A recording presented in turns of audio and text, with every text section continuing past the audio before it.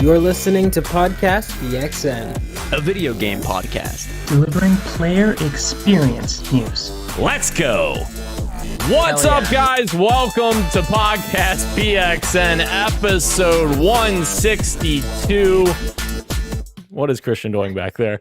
I am one of your hosts, Daniel Prindle, aka Dan is DTM on Twitter, and I'm joined over Discord by the Nintendo aficionado and artist extraordinaire, Roshan Warner, at Roro, the host of Large Popcorn, and video essayist, the birthday boy, Christian Macias, at ISO Christian. Nope, that didn't. Oh!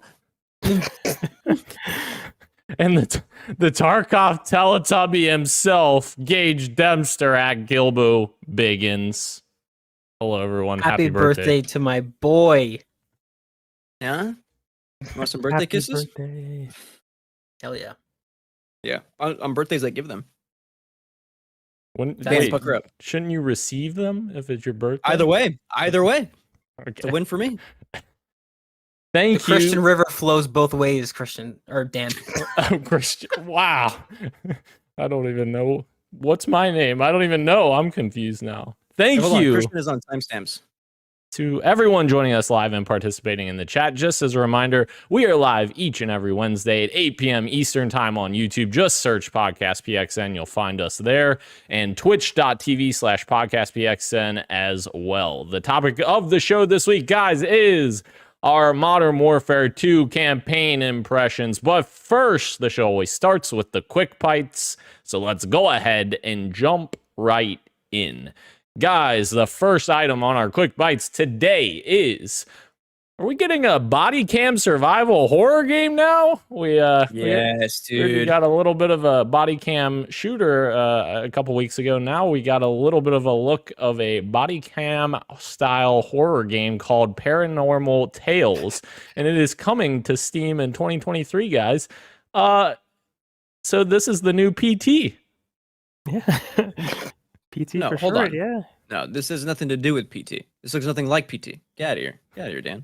It says scary. wish list What? Paranormal Tales with PT in parentheses. They're definitely you know playing it what? up. You got me there. You got me there. Look, if you look at the little video too, or the tweet, I suppose, right above wish list on the bottom, it says PT game. Yeah. You're onto something, Daniel. Yeah. Also, this looks scary as fuck. That jump scare got me. Oh my god. The one with the woman crawling on Yeah. the floor. That got Bro, you me should for play sure. this. Oh yeah. This looks like right up my alley. This looks awesome. Yeah. The fisheye effect. Like I can't get over how immersive this is. Like I remember seeing it a brief clip on Twitter, and just from like before you press play, I was like, oh, this is gonna be nothing good. And you click on it, you're like, oh, this looks awesome. This looks really cool. Cool indeed. Our Indie game next. devs Oh, sorry. are starting to. No, I'm just impressed by like the quality indie game developers are starting, not starting to, but able to pump out these days. Like this is like really quality stuff that you years ago would not expect out of an indie game. Absolutely. Things we also wouldn't expect, guys. A Witcher remake has been announced by CD Projekt Red, and it is going to be made in Unreal Engine 5. And this is officially the game that they had already kind of announced, called codenamed Canis Majoris a few weeks ago. So I'm not sure entirely why they didn't just announce this at that time, but very interesting that we're getting a The Witcher 1 remake in Unreal 5. Obviously some great tech behind that, so that'll be interesting there. Is this warranted? I think Probably it More actually, than Horizon. yeah. More than Horizon, yeah. I think this actually If it's true. is. I don't think the Yeah. first Witcher game holds up as well as the other ones. I don't know. It does not, gameplay wise. It's very similar to like the Witchers are actually very similar to like the Mass Effect in that sort of respect, where it's like no matter what, Mass Effect 3 plays the best, right? And then you go back to jump into Mass Effect 1 before the Legendary Edition, and you're just like, oh, this is rough. And Witcher's definitely like that. When do we expect this, Dan? Before we move on, when do we expect it? Oh god, it's still probably a long Put way a date on away. I dare you right now. 2026. I don't know. No Month, way. day, week. That's probably too early. It's too early? I don't know. It's not CD Projekt making this, granted. It's a, well, they're working with another team that's actually making it. Gotcha. Oh, Yeah. then I maybe was going to that say is what it is. 2025. I thought 2026 was too late. Yeah. Well, I Because guess we'll, the hard for an RPG, the hard work's done. You know exactly what the story is. You know all the quest, like the dialogue branches, all that stuff's already figured out. You're just going in and remaking the assets, redoing the gameplay. I don't know. I think in 2025. 2025. Here's the actual answer. You guys are both right. It'll get announced for 2025 for fall, Right. and then it'll get delayed into January, February 2026. Of course. of course. Fool's course. Theory is the team that's helping them make this game. So, very interested. Moving on from there, Rocksteady co-founders Sefton Hill and Jamie Walker are officially leaving the studio, and they want to, quote, have a new adventure in gaming. They said in an open letter, Warner Brothers Interactive president said, with Suicide Squad Kill the Justice League nearly finished, they have both decided to leave Rocksteady at the end of 2022 and will begin a new adventure in gaming. So, obviously, those two are very influential over what the Batman Arkham games ended up being, and I guess the jury's still out on what Suicide Squad's going to end up being, but yeah, definitely a big loss for Rocksteady there. Yes. Yes. Indeed. I also saw people bringing up like the open letter that a bunch of women wrote to like the bosses there a couple of years ago with like the misconduct and racism going on at the studio, and obviously these guys were at the head of that. So obviously that was a while ago. They just wanted an apology. They never got one, but I doubt that this is connected to that. But just a reminder that there was some allegations towards the bosses over there. So who knows if this was like them leaving or being pushed out. It seems like it's them leaving on their own accord, but just as a reminder, just some additional information. Thank you for that, Roke, because I did not know that. Thank you. Yeah, it was a while. I completely forgot about it too, but yeah, I saw it being thrown around today when this story hit. Perfect. Yes. Well, then maybe this is a good thing for their studio, at least for the culture. Moving on from there, guys. One of Kojima's new games is being called something like a new medium, according to Kojima. He says, it's almost like a new medium. If this succeeds, it'll turn things around, not just in the game industry, but the movie industry as well. What are we going to see from Kojima here, guys? A new medium. We don't know what we're going to see. It could be anything. Yeah. Oh, man, I'm so excited. Whatever it is, I'm excited. I don't even know what that means, to be honest. Like, how do you do that? God, I can't wait to find out, though. It's so weird. Kojima's such an interesting man because I hate everything about that. I react with anger when he says it's going to be a new medium. It's like Chris Pratt saying that the Mario voice is going to be like unlike anything you've ever heard. It's like, no, it's fucking not. It'll be really cool, but at the same time, I'm also incredibly excited because it's Kojima. Kojima gets the pass, absolutely. Right? If anybody else said this, I would be annoyed too. Yeah. I'm still annoyed, but it doesn't stop me from getting excited. Like, he's such a weird person, but he's also a genius. Don't forget that, like, he is also speaking Japanese, and these things get translated into Absolutely direct translations into English. So, like, we don't know like what the actual intent of the actual meaning of the words is behind that, but it's probably something close. But Christian, it's Kojima, so maybe this is an exact translation. That's the scary part. This is like when Death Stranding before release, he's like, "You're already playing the game," and it's like, "What the fuck does that mean? We're already playing the game." And it turns out he was just commenting on the fact that like how we traverse social media is like through likes. Right. What a guy. What a guy. I fucking What a love man. it, dude. That brain. What is it? Brain podcast. That Brain Structure on Spotify. So good. Subscribe. Moving on here, Callisto Protocol, guys, has gone gold. So of course, Ro, you're ready for this, right? Yeah. I'm in danger. There is. I have an addition. Oh, sorry. Tell me, Dan. Nope. I think you're gonna say what I was gonna say. Go for it. there's an additional story that came out today regarding Callisto Protocol. I think it was Glenn Schofield that came out and was like, we already have ideas for the sequel. They're just things we didn't get to do. I think he's like, it's a cool world. We tell a cool story. We want to do more cool things in this world. So we're working on. He didn't say we're working on a sequel, but like, they could do that if they wanted to. Right. Absolutely. Moving on from there, guys. Discord is finally getting its PS5 integration coming on the way. And this is on the heels of Xbox getting better channel support, which that new Xbox update, way better, by the way, because before you had to join channels on your phone for it to actually join on your console. Now you can just join your channels directly on the console. So way better feature now. So it's really cool that PlayStation 5 is getting this as well. PS4 users will just be able to display the game they're using. So similar to what the functionality is now. But it was really good stuff. Finally, Discord everywhere. Use it. Oh, yeah. Yay. Finally. Heck yeah. Nintendo's never getting it. No. No. That's true. You still have to Almost use like everywhere. 7 adapters and a mobile app and like. Oh my God. Yeah. Jesus. It's gotten better since, but like, I don't know if you guys saw that Splatoon 2 graphic like a really long time ago where they just had like a headphone connected to the or to the Wii U, I think at the time, and it was like connected to your phone. It looked like a freaking science experiment. It's insane. Instead of just like I don't know, making a voice system that works on your system. I don't know. Yeah, it's crazy. Damn it, Nintendo. What is the word on Bluetooth headphones? Can you connect Bluetooth headphones to the Switch yet?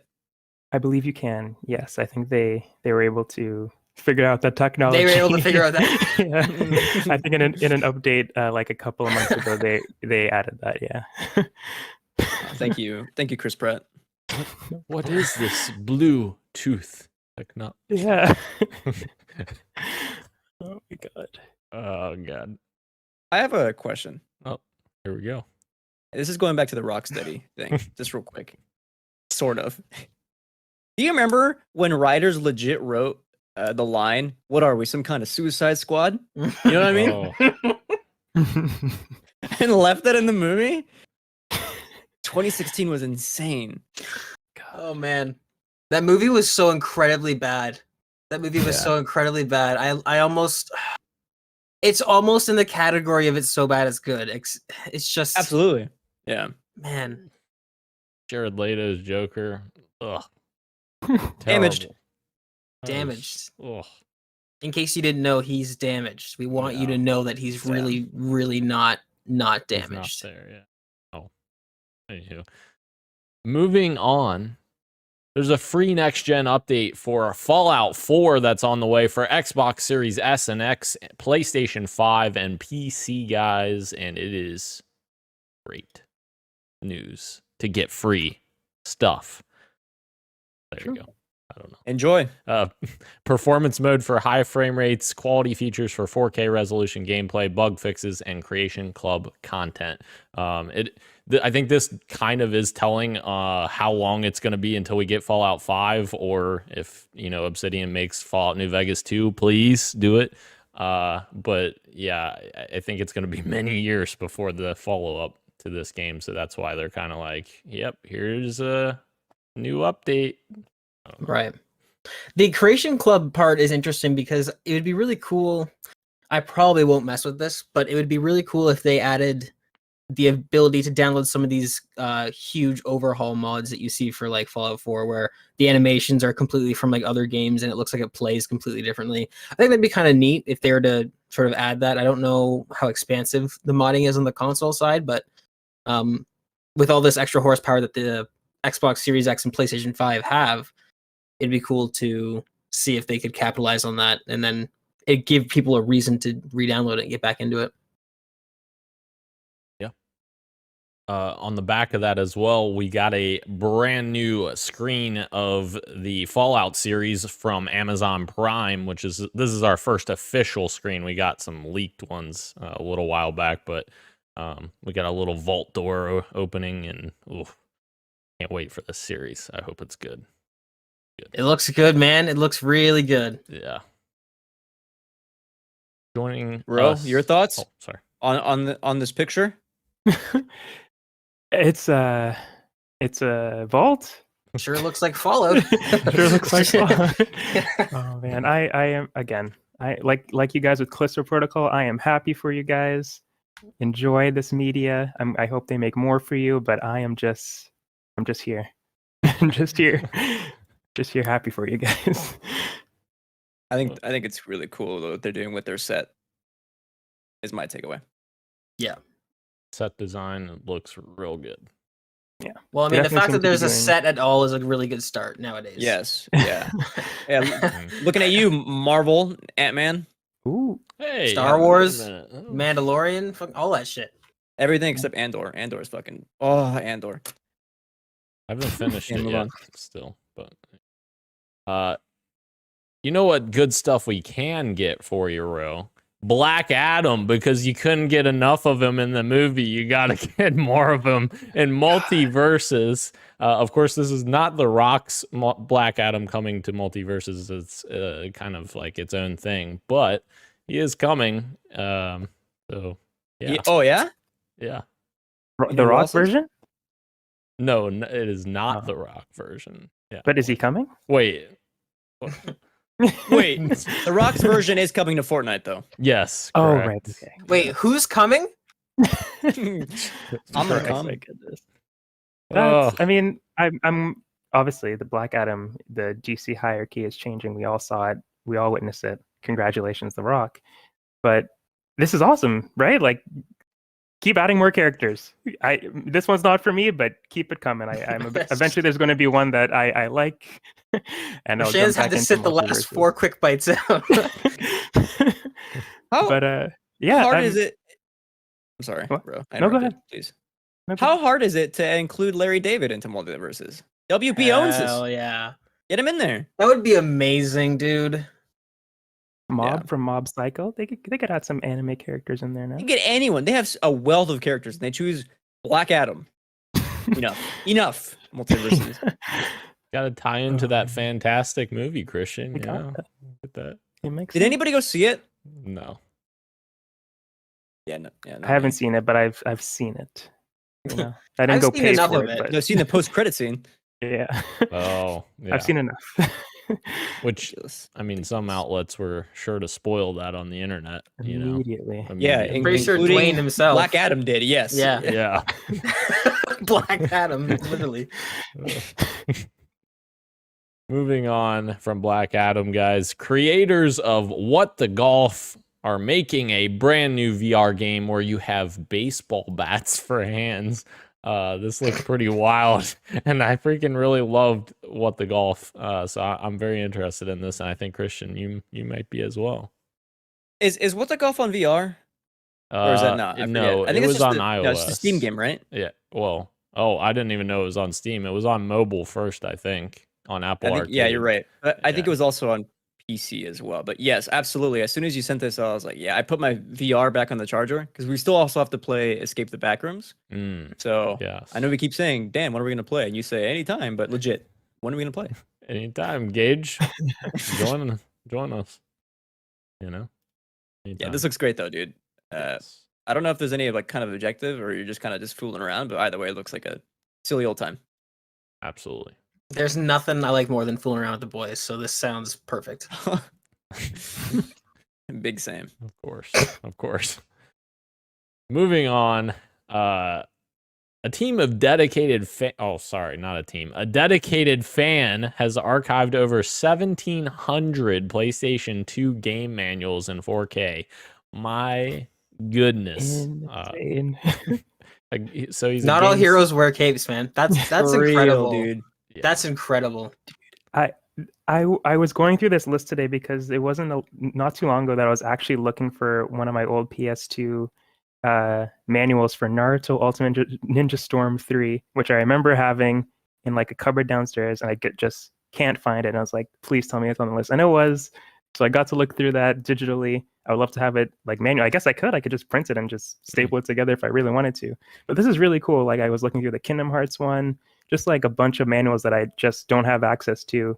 Just going on a nostalgia trip. So this is really cool stuff. Good for them. better game preservation Yes. than Sony themselves. Ouch. This rocks. Shout out to this guy. Hell yeah. I mean, not really ouch. It's like a jab at like the entire games industry. Like, granted, Xbox is way better than Sony, or sorry, I should say Microsoft. But still, like, unprecedented for just a fan just to go out and 1,700 separate game manuals. Like, imagine the time it took to do this thing. And That rocks. To bring it back to something we were talking about earlier, like Fallout. I remember Fallout 3 and Fallout New Vegas had awesome game manuals where it's like there was like felt like 30, 40 pages of just going over everything that you could want to know, and like in a way that's still kind of in keeping with the game, where it's not almost is something that you'd pick up in the world. Like, yeah, those were cool. Those, and as a kid, right, you go to the store and you're sitting in the back of the car. You can't play the game yet. What can you do? Oh, You can fucking yeah. flip through every page of that bad boy and just soak your little sponge. God, I miss those. Soaking a little sponge, Jesus. God, the Zelda ones were my favorite. I remember opening the Wind Waker box and just going through that one. God, I wish I still had They those. used to be like thick too. Like, oh, the smell of them too. Oh man, I'm going menace mode today. I Bring think. back the video game manual smell, Yeah, please. bring back thick, Nostalgia. smelly game manuals. Heck yeah. Moving on, Creative Assembly, guys, is opening an investigation on allegations of abuse. This comes from the Total War studio asking former employees to share experiences via a whistle-blowing email. In a statement posted to its Twitter account today, Creative Assembly said it was investigating the situation through a third party. In a follow-up tweet, it encouraged other former employees to share experiences via this email address. They go on to say, we recognize how important and often difficult it is for individuals to speak up about these experiences, and we welcome those who feel able to do so. We are dedicated to providing a safe and inclusive environment for our people and ensuring they are heard. It is clear we need to do better. We are investigating this matter through an external party to fully understand what happened. So not good allegations here from Creative Assembly. It seems like they're taking the right steps to try to figure this out and see what happened.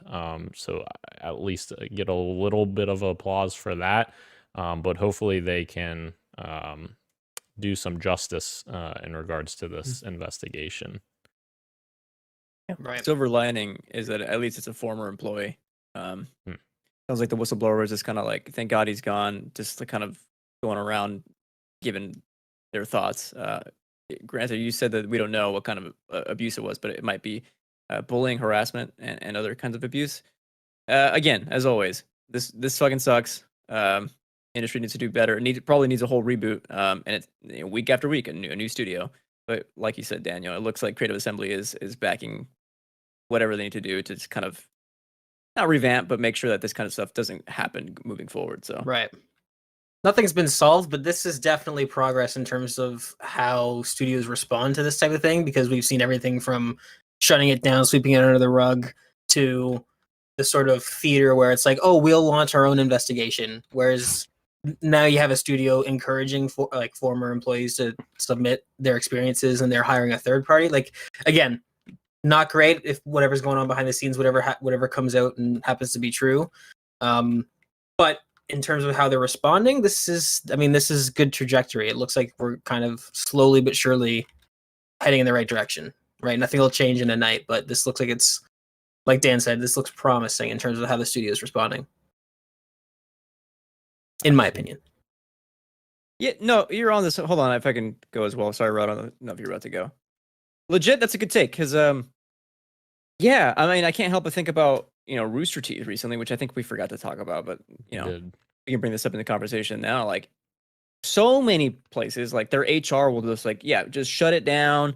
Say, it's not that big a deal, sweep it under the rug. But like, at least Creative Assembly is like, no, let's actively pursue more details on this. Let's open up, email everyone, being like, hey, if you have any more information, come forward.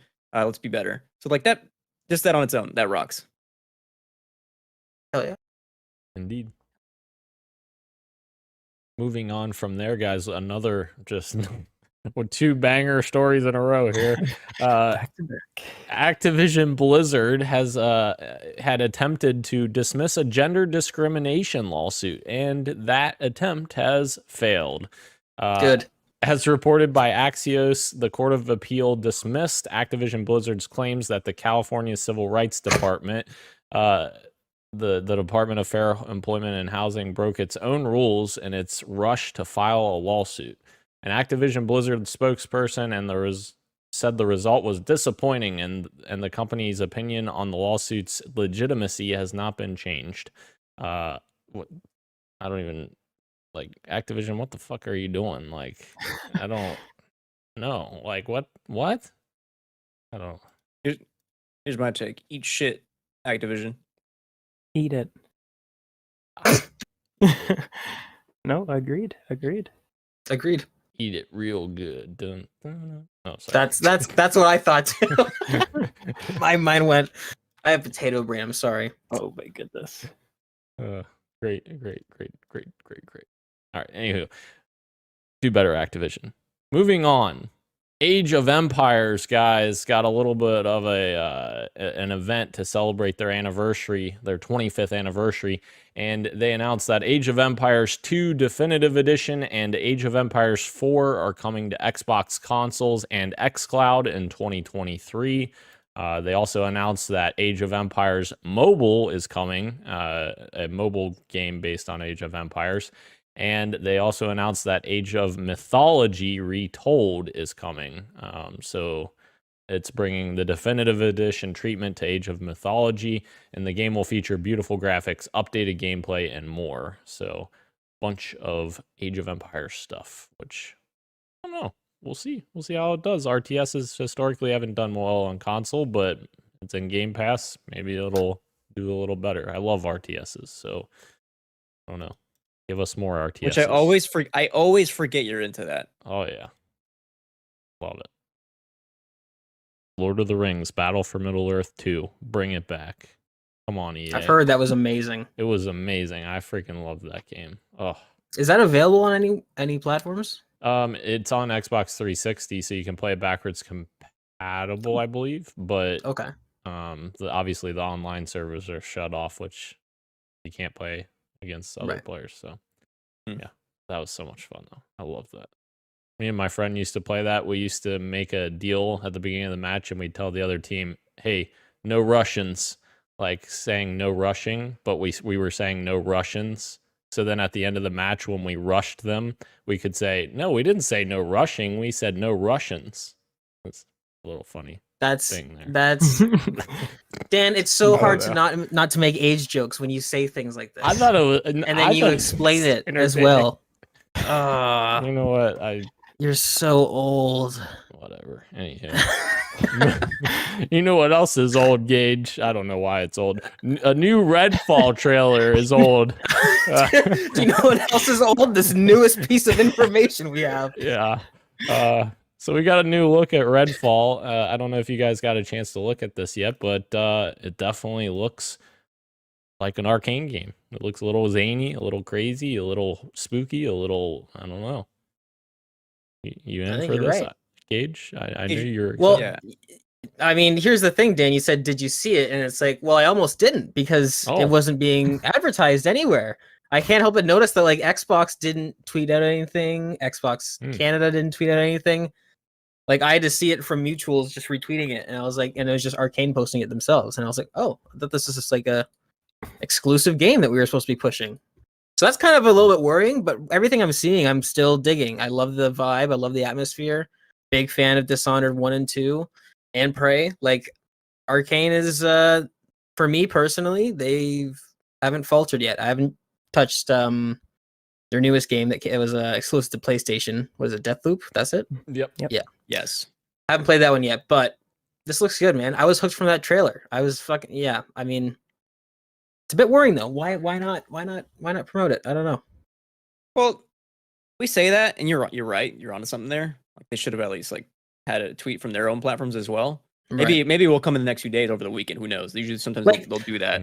I was only thinking like Aaron Greenberg fucking tweets everything. He retweets everything. New controller color. he tweets it. You know what I mean? Like, Xbox boxers, tweet it. tweet it. Yeah. The thing is, like, they've been showing off Redfall like at every single like Xbox conference so far, Sure. and like they'll keep doing it. You know, if they do something else, like because there's still like no date on it. It just says 2023. Like whenever, what month it drops, who knows? So it'll be at something else Xbox. So it'll get more of a marketing push, I think, as it gets closer. But you're onto something there, Gage. Yeah, I hope I'm not. I really want to like this. Everything that they're saying with the sort of Left 4 Dead meets Borderlands sort of style of gameplay, looter shooter that they're going for, and the vibe, characters seem great. So I hope it's nothing to worry about. But I just can't help but thinking that when I had to go looking for the Redfall trailer. All right, guys, let's pull up on the side of the road here and load up the deer that's dead into the back of our truck because here we Whoa. are in the street meat. Oh no! I don't know. Sorry. That was the best fucking introduction. That was the best and worst thing I've ever heard. Sorry. First street meat Hey item guys, here. let's feast on this fucking dead carcass of a mammal. You know what? You guys ready to talk about some video games? We were just talking about Redfall, which is full of vampires. Maybe the vampires want some of this. Yeah. True. Get some street meat. Yeah. All right, here we go. That was amazing, Dan. That was amazing. I'm sorry I derailed that. That was beautiful. Bungie appears to be set to revive the Marathon franchise in a new way, according to our friend Tom Henderson.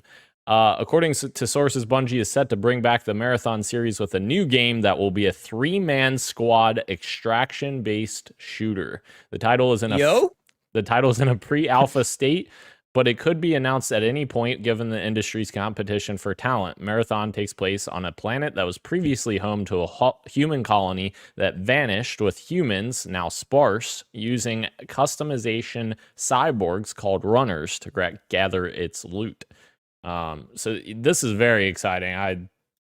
I loved Bungie of that era, so like give us more of this. And the thing is like they've been working on something like this or something Marathon related for a long time. There was the leaked documents when the whole Activision spat was going around, and it had in there that Bungie was able to dedicate, I think, 5% of the studio to a Marathon game, but then they ended up having to pull them off of that project to ship Destiny 2 because Activision's like, if you don't hit this date, we're going to take over your studio, essentially. Apparently that was in their contract, which fuck Activision yet again. But anywho, yeah, this is cool. This is coming back again, and very interested in this.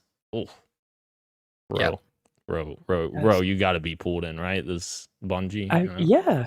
I think it is the Bungie thing. I have no attachment to Marathon, but an extraction based shooter. That's like the Cycle, right? What's an example of an extraction based shooter? Is it like the Cycle? Tarkov. Tarkov is the big one. Yeah. Okay, gotcha.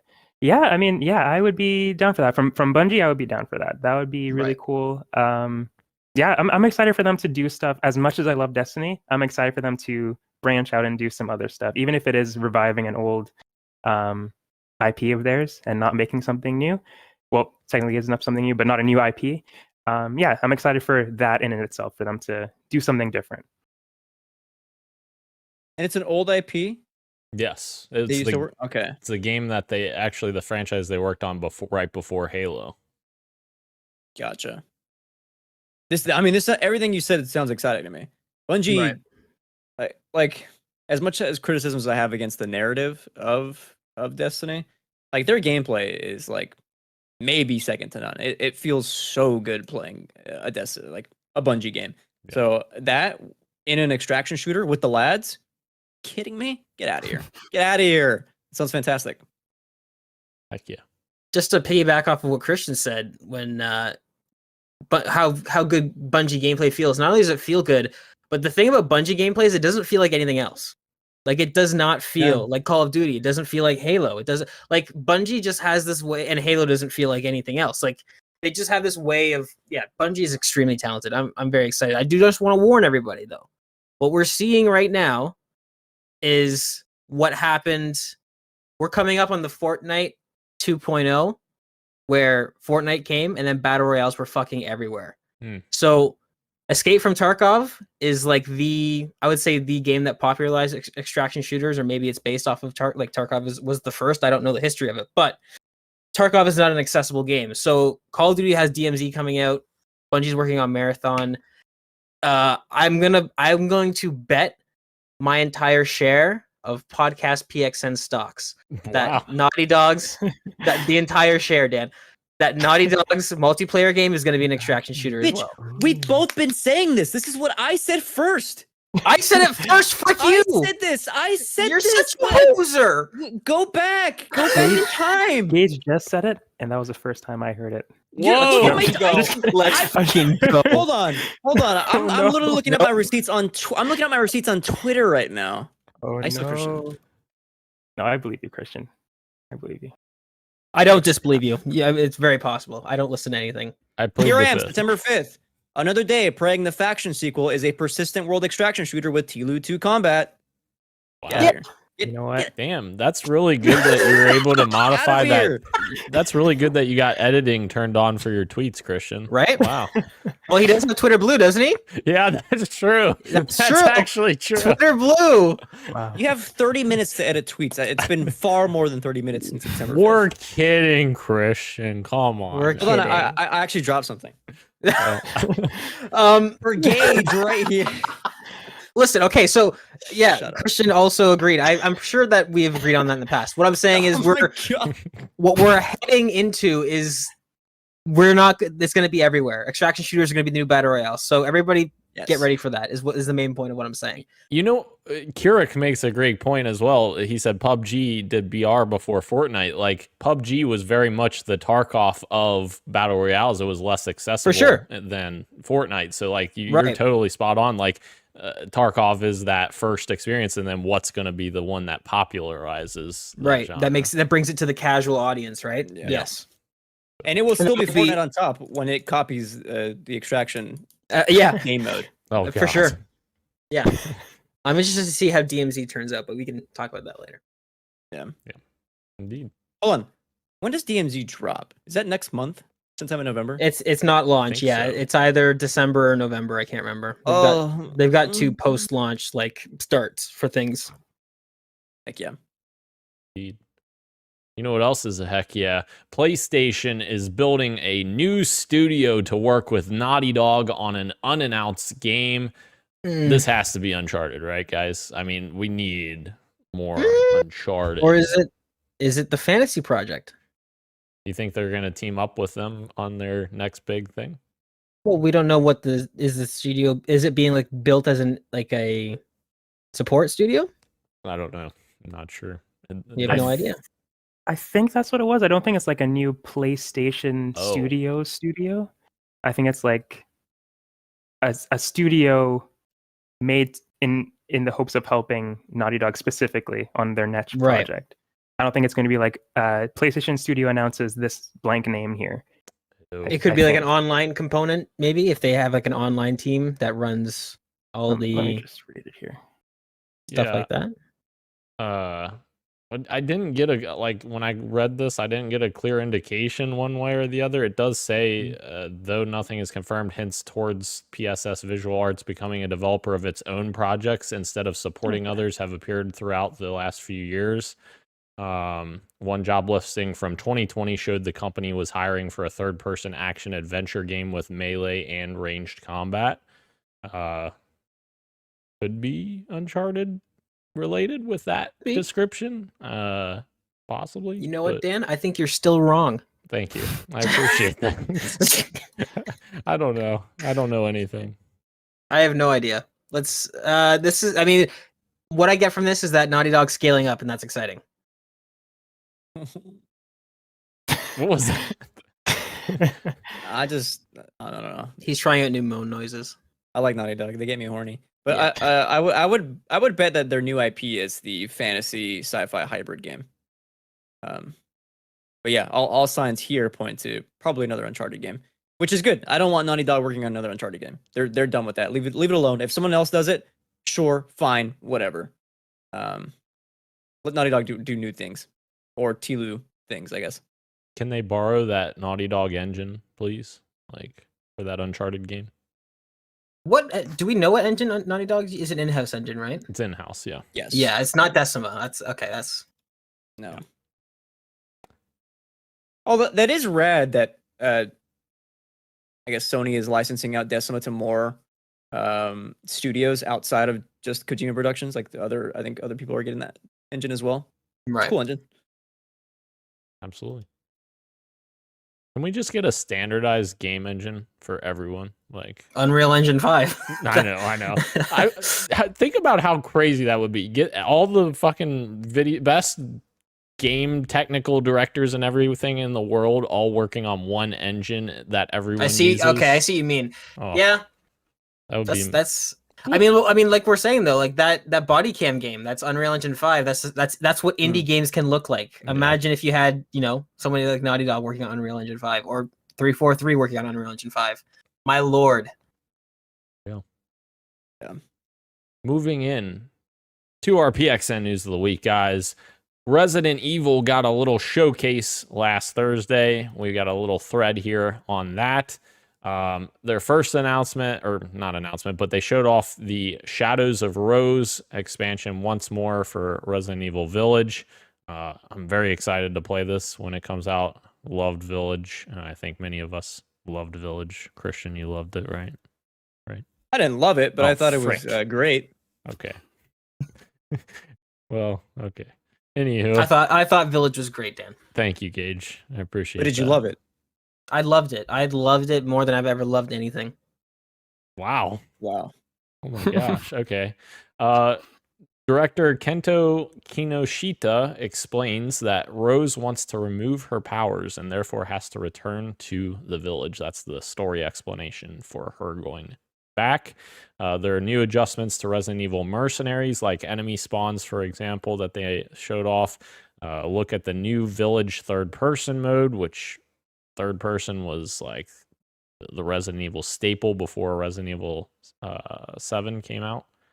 So it's kind of cool to get that feature back.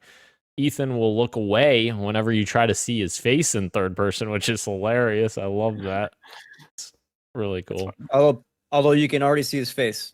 That's true. Like, there's an animation where like he's like healing himself and he like turns and you can see his face. I love how much Capcom hates its protagonist. I love it. Even they don't want to fucking deal with Ethan. True. Maybe he doesn't have a face. No, I'm just kidding. Do you want to hear? I would have respected them if they just didn't have a face where it's just like black. Yeah. Right. Like shadow, I guess. Want to hear a hot take? Oh. Yeah. The Shadow of Rose DLC. The reason that you can only play it in third person is because I think it's the same character model as Ethan. They just swapped out the heads because she's wearing her dad's jacket. I guarantee you that's why. Why can't you play the Resident Evil Village DLC in first person as Wait, Rose? you can't? You can't. You can only play that DLC in third person.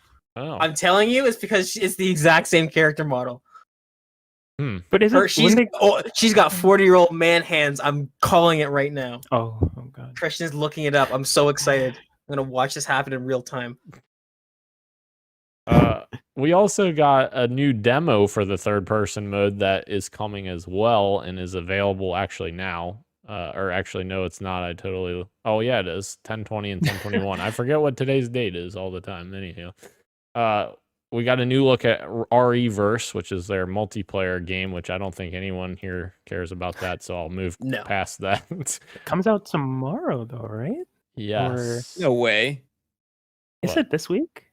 I thought it was this week. What, RE-Verse? Yeah.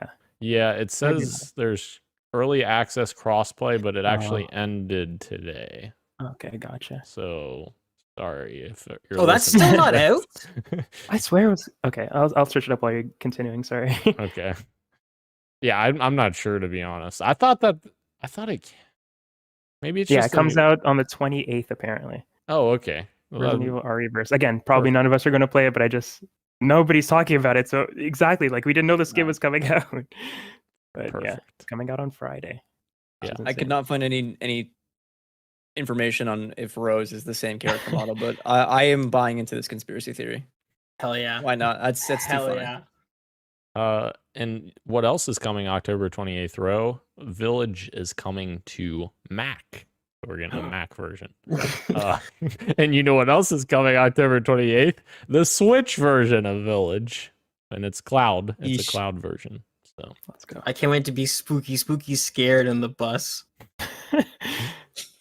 But, guys, the most important part of this Resident Evil showcase, Resident Evil 4 remake got a nice little chunk of gameplay, and this game looks so good.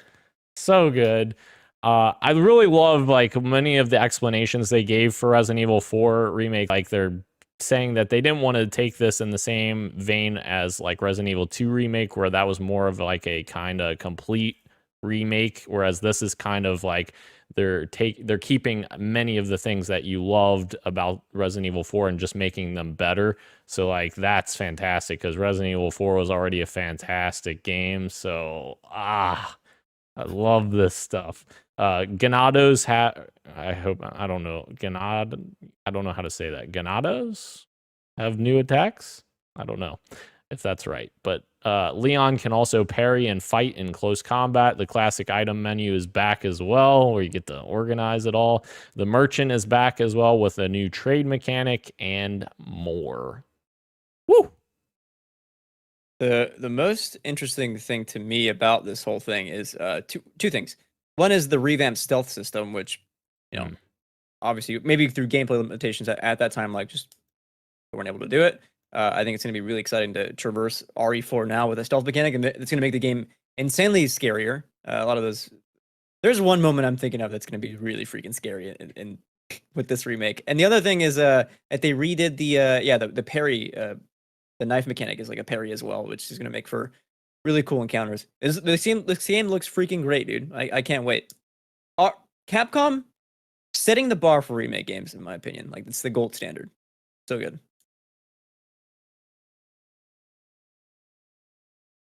It was not long ago that we were cursing Capcom, like what, 10 years ago or 8 years ago, however many years ago, and now they're just doing God's work. Yeah. Moving into the next news of the week item, God of War Ragnarok has some new previews that have come out, and we also got to look at their graphics modes that they're going to have at launch. They have a 4K 30 FPS locked resolution mode, and then they have a 60 frames per second locked performance mode. Of course, that's standard nowadays. They also have a favor resolution mode with high frame rate on, meaning you have to have a 120 hertz TV that's compatible, or monitor that's compatible, and that will play at 4K 40 FPS, very similar to Last of Us Part 1 that has that mode as well in there that I actually played on and enjoyed. So that's cool. And there's also a favor performance mode that has high frame rate on, which is the 120 hertz mode as well, with a 120 hertz display that is targeting 120 FPS. I don't think that's correct though. I don't know why that's in there, because that is correct. That's been repeated a bunch.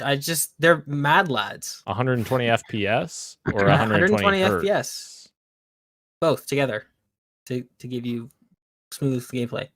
Is that right? That is right. Oh, that's what they're trying. I don't know how that's going to work because the game. Because I thought originally there was people coming out saying 120 FPS, but then they corrected themselves saying it's 120 hertz display. I don't know. I would be shocked if this is 120, but that would be awesome if it is. That would be a really cool mode for some of the more like the what is it? What's the stupid name for it? The lava region in the first game, where it was kind of like this like roguelike arena and it was super sweaty. I think it'd be super cool if they added an option where it's like there's a disclaimer where it's like, hey, your game's gonna look like shit, but if you want the best reaction times and like sweat mode, this is that mode. That would be really cool. But I mean, yeah, maybe it is a typo. I saw this going around and I didn't see any corrections, so I could have totally missed that. But I did look in the article further. It says mostly around 90 to 100 FPS so far is what they say. Okay, so it's an unlocked frame rate. Yes, pretty much, right? 120 hertz unlocked, so you could potentially get 120 frames. Yep. Either way, that's fucking cool. Oh yeah, that's really insane. cool. Yeah. It's also like primarily made as a PS4 game. You know, that's being upscaled, I guess, to PS5. True. So like, Very true. to get the advantage there for performance. I'm excited for this game. I've muted everything, especially after like accidental leaks of the climax of the story. I'm like, nope, We should. don't need to know anything else. Yeah. We should what? I was gonna say we should just let people know if you're really excited for this game, definitely do what Christian did and mute the spoilers are going around. That sucks. That's especially there's like a highly anticipated game like this to get spoiled, like, and on accident too. Like that's terrible for the devs. Like that's shitty. But I don't. There's so many options for me. I don't know what I'm gonna be playing at. Legit, I don't know. You've got so many choices. Yeah. Bro, you gonna play this? Of course you are. Yes. Me? Am I going to play this? Yeah. Absolutely. I don't have to choose between so many because my monitor doesn't support half of these. So I could just like pick the one that works. Right. So that's good, but also not good at the same time. But yeah, I'm super excited. Cannot wait. We're going to get to the games that we're playing, and there's a reason I'm really excited because yeah, I'm so excited. I cannot wait for this game, dude. I was watching some of the trailers today. God, they're so cool. Refuse. It's so cool. I And the refuse. reviews, the impressions, everybody loves this freaking game, man. I can't wait. It's exciting. I think I saw. I don't want to say what happens in the trailer because Christian's not watching it. I stopped watching the trailers at a certain point, probably about. I'm not saying it, Christian. You handsome devil. But no, yeah, I'm on blackout. I'm not reading the reviews or the impressions. I'm so excited. Did anybody else snag the custom controller? Did not. Nope. Ooh. Absolutely not. Dude, it looks so good. What are you talking about? Oh, if I'm gonna man, buy a new that's- controller, it might be the that super expensive $200 Pro controller. Oh, that makes I would much more maybe sense. do that Yeah. one, yeah. Also, Christian, I just want to note I'm on your side on that. I am going dark as well because Yeah. Oh, gotcha. yeah, because He's gonna say, yeah, my controller sucks, right? No. Well, no, because I'm Dan hates surprised Dan two-tone. didn't get it. Blue Yeah, and right. white. He hates Come on. two-tone. yeah, I'm not Oh, a right, huge fan of right. That's that. true. Yeah, but anywho, But yeah, I did the same. When Christian posted his list of words to mute, I did the exact same thing right after. It's like, you know what? That's a good idea. Doing that right now. absolutely. Did you like my list? How Wordle used to be one of them that was my muted. Oh Jesus, God. That was a time. That was a Yes, time on Twitter. My God. that was this year. Yeah. Wow. it was like a lifetime ago. You know what doesn't feel like a lifetime ago? Ro, Sonic Frontiers previews are hitting. How excited have you been for Sonic Frontiers, Ro? And has these previews swayed you one way or the other? I'm assuming you've seen them, of course. Yeah. I've taken a look at them. Yeah, they seem to be pretty positive for the most part. People have been bringing up a bit of performance issues with the game, which unfortunately were there the first time people previewed it. So they did mention that things were fixed, but there's still a lot of pop-in and some other things that shouldn't be there. So that's kind of disappointing that it isn't quite there yet, because I think the game has gone gold since these previews have come out. So of course they're still working on it. There's day one patches. Those things still exist. So when a game goes gold, it really isn't completely done. But I'm still super excited for this. Most of what I'm reading is stuff that is working for me. The moment-to-moment gameplay seems to be enjoyable. It's a Sonic game, so there's a couple of strange decisions still, but I'm still very excited for it because the people who like these types of games are liking it, so I'm excited for it. I think my most disappointing thing from it, Ro, was the pop-in. Like the visual pop-in is really noticeable, and I feel like that's a casualty because of the Switch. Like it feels like that it's being held back from the Switch being a platform. But yeah, it is really disappointing, and I if that's the reason, because it's annoying at this point. Like I love the Switch, but I really hate that it's holding back a lot of different games from reaching their full potential because they're available on PlayStation 5, and I want to get the best experience there. Yeah. And just because it's available on the Switch too doesn't mean that I shouldn't be getting a good experience on my freaking $700 system. So yeah. I will say, Ro, Jesus, Canada. Yeah, Canada. Yeah. God damn. wait, your it. Switch was $700? No, my PS5. PlayStation. Oh, that's right. Yeah, but you got the bundle right, included with the game. It did, yeah. Came with her, right? Yeah. Did they force you into buying a controller as well, Ro? It came with it actually. Oh, okay. Yeah, I got it off. Wait, of so you have 2 PGB. controllers? I do. My next one is it's still in here. Yeah, you Still in bought the it off. box. Yeah. Yeah. But still, it was like MSRP, I guess. Yeah. Yeah, Thank that's God, too. crazy. Yeah, I know. I was shocked. I have a note on Sonic. I watched the final IGN preview for a couple of minutes, like 3 minutes, and I don't know, man. I felt bored watching that open world. I don't know. Something about it like felt really. Something about it Bland. feels off, a little uninspired. Hmm. I can't put my finger on it. So like, I'm gonna really just keep my eye on the pulse of like what everyone else on Twitter is saying, especially Euro. Because if the game feels good to play, then maybe I'll check it out. But otherwise, it might be a pass for me. There's definitely a couple of like that specific island was like, wow, this looks super boring. Like, what is this? This is like just a plain gray rock. It's like nothing on here is exciting. So I'm hoping other environments are more exciting, or there's more to explore here that they just didn't show off. But yeah, there's a couple of environments that just look like they should, I guess, feel right at home on the Switch. Like that, if this is a Switch exclusive, like that's an environment that makes sense there. But it's not a Switch exclusive. It's on everything. So yeah. All right, guys. Let's jump into our fantasy draft check-in. Bayonetta 3 reviews have hit, and it is doing very well, sitting at an 89 on OpenCritic right now. So, did somebody pick this up? I did. There you go, bro. Yeah. That's 19 points out of your. Or wait, math. How do I do math? 19. How does yeah. math work? Okay, yeah, 19. So yeah, Rose quietly building a list that is very good, guys. Like, you guys kept saying that I was gonna win. Look at Rose God of points War right comes now. out in 2 weeks. It does We're not matter. doomed. We're doomed. Look Yeah. at his list. He's got look at all the double digits he has. You have a game on there, I think, with 20 points or 30 points. No, that's Christian. Oh Yeah, I yes, was Christian looking has at Elden Elden Ring, right? That's where Yeah. I saw it. But still, you have a consistent amount of double digits on your thing that I think it'll be hard for us to catch up. But fingers crossed that Sonic somehow gets a freaking 90. It might. And if that happens, I'll get a ton of negative points. So Yes. That's yeah. my only hope, honestly. Is Sonic doing good. That's true. You can get it from both sides. Yep. Yeah. Oh, that's right. edge. That's right. Yep. Shane, about like the story though, that's supremely disappointing for Bayonetta 3. Oh. It seems to be consensus that the story is disappointing. But I mean, as always, Platinum gameplay is S tier. So How's the voice acting? I don't know. Kidding. I didn't read anything on that. I'm just kidding. I was watching a review on. I was watching Skullup's review, and he was saying that he didn't notice a difference between Jennifer Hale and Really? Elena Taylor.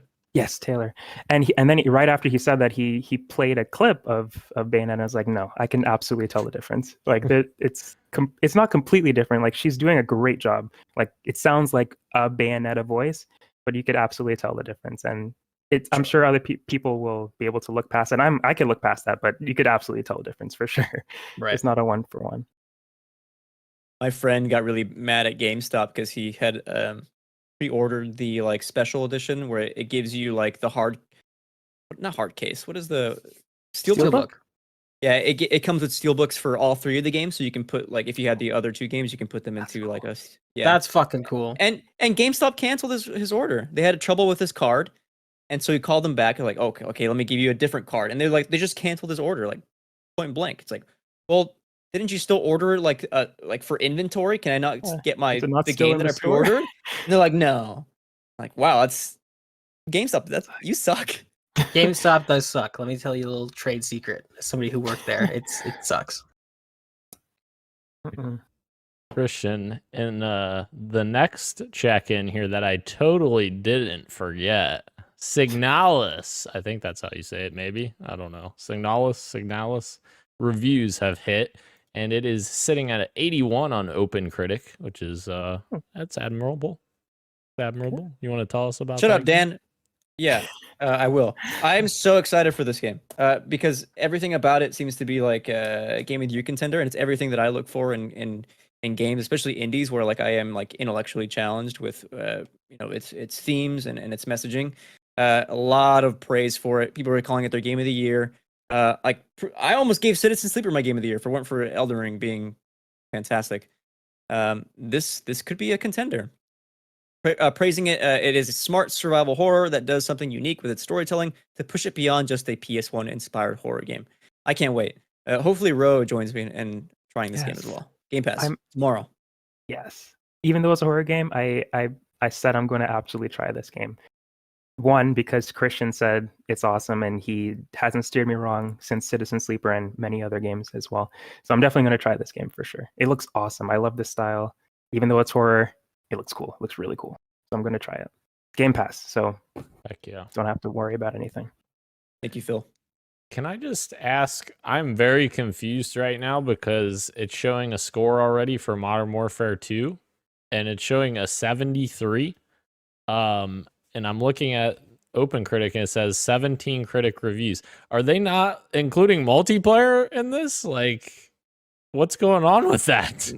It's a bummer if Yeah, that would be really unfortunate if that's the case, because multiplayer servers are not live yet. which like IGN's reviews on here 6 out of 10, but that was only the campaign. So like, how does that work? Like, Maybe it'll get updated when the multiplayer comes out, hopefully. yeah. I would hope so. Yeah. Well, otherwise, Christian's not starting off too good with Modern Warfare 2's score here. Whatever. Anywho, we'll see what happens. I've already conceded anyway. It comes out in 2 days officially, so we'll see what happens. And Sonic Frontiers coming up very soon now. Oh my And God. God of War. So excited. There we go. All right. Moving in to PXN's best of. I haven't even looked at this yet, guys. So I did. You did. Okay. Uh-oh. Who's in the lead here? Take a look yourself. Tell us. Okay. Let me look it Tell up us, Mr. here. Host. Podcast PXN on Twitter. And we've got a tie. Oh no. Oh no. Oh no. How did this happen? I looked earlier today and like there was Resident Evil 4 was still up, but it is a tie between Dead Space and Resident way. Evil You're 4. swinging the votes, Christian. You're swinging the Holy- votes. I did nothing. I You haven't. did. This fucking birthday boy called up all his friends and said, "If you really love Dude. me and you really want to give me a good birthday present." Wow. Here's what I did today. I got up, I went to the coffee shop, and then I went to the bar to watch the Liverpool Champions League game, and then I went to the gym, and then I came here. I've had no time. I did nothing. It was a really. I think the meme helped. Like I also Cool. listened to Christian. I listened to you, even though I didn't think that you were the first one to say what Gage was talking about earlier. I forgot. I already forgot Shut what up, it was. bro. I listened to you. Move on. I listened to you, and I remember that you said, the best time to retweet something or tweet something is in the morning time. So I was like, I know, okay. So I retweeted your tweet this morning. Wow. I'm not saying it's because of me. Legend. But he's saying it's because of him. I'm Yeah. saying it's because Bro. Legend.